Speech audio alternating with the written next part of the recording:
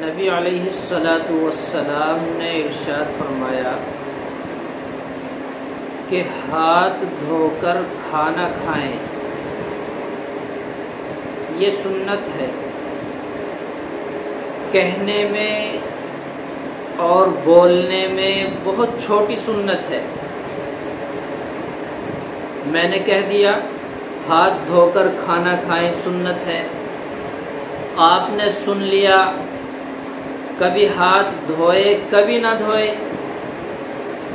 لیکن میرے عزیز بھائیوں، اس سنت میں بڑی اہم باتیں ہیں، اور سنت تو الحمدللہ ہر وقت یاد ہی رہتی ہے۔ کل میں اور میرے استاذ محترم دونوں قلعے سے واپسی میں مدرسے کی طرف جا رہے تھے، تو دیکھا کہ راستے پر ایک زہریلا جانور پڑا ہوا ہے، یعنی کسی گاڑی کے ٹائر کے نیچے آ گیا۔ تو اس وقت ہماری دونوں کی گفتگو ہونے لگی۔ حضرت والا نے یوں فرمایا کہ موت کا سبب اکثر یہ بھی ہوتا ہے۔ میں نے عرض کیا کہ کیوں؟ کہنے لگے کہ آدمی راستے میں ٹائر بدلتا ہے، ٹائر میں ہوا کم ہو گئی، چینج کرنے کی ضرورت ہو گئی۔ اب اس نے اس کو ہاتھ لگایا، ہاتھ لگانے کے بعد اب وہ بسا اوقات ہاتھ دھوتے نہیں۔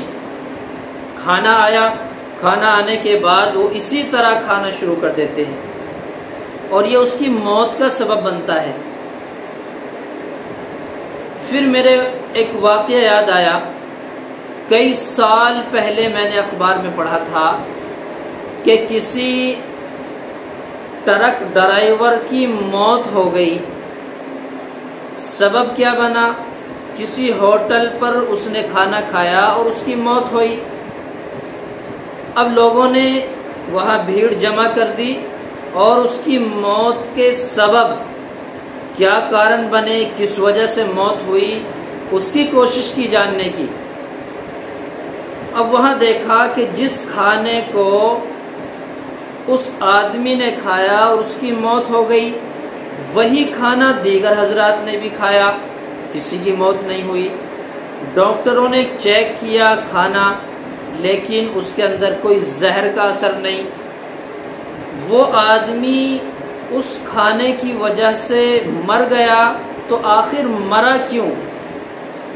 جب ڈاکٹروں نے اس شخص کی باڈی کو چیک کیا تو زہر کا اثر تو موجود تھا، لیکن آیا کہاں سے؟ اب انہوں نے دیکھا کہ اس کے ہاتھوں پر زہر کا اثر ہے۔ اب تحقیق کی کہ زہر کہاں سے آیا۔ جو ڈرائیور کے ساتھ کنڈکٹر تھا، اس نے یہ بتلایا کہ راستے میں ہم نے ٹائر چینج کیا تھا۔ اب ڈاکٹروں نے اس گاڑی کے ٹائر کو چیک کیا تو اس میں زہریلے سانپ کا اثر دیکھا گیا۔ زہریلا سانپ اس ٹائر پر کچلا اور اس کا اثر ٹائر پر آیا۔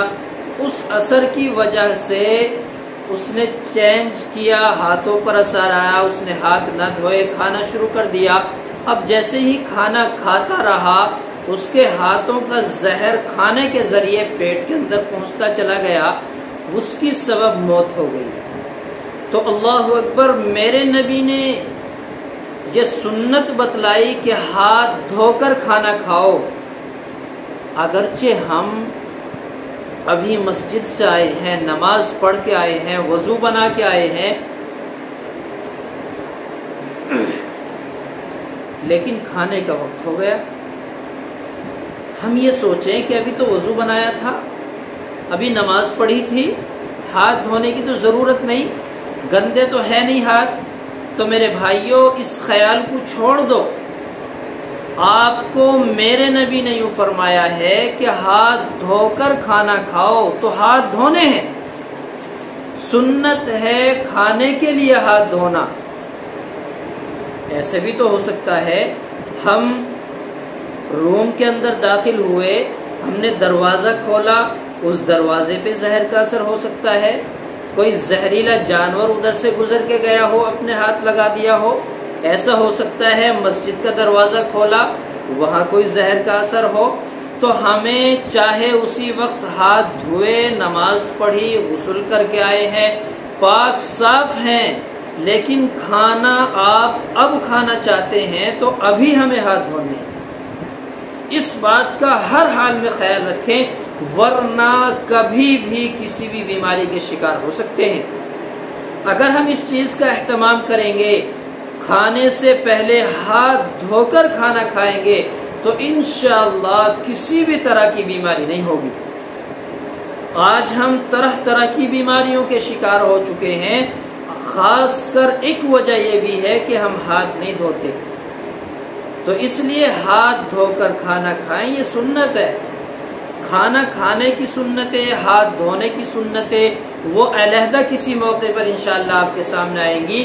اب مجھے صرف یہ بات آپ تک پہنچانی تھی کہ ہم جب بھی کھانے کا ارادہ بنائیں تو پہلے ہاتھ دھو لیں، اور اس وقت میں کورونا کے دور میں تو ہمیں ہاتھ صابن سے دھونے ہیں، بہترین انداز میں ہاتھ دھونے ہیں، اس کے بعد کھانا شروع کریں۔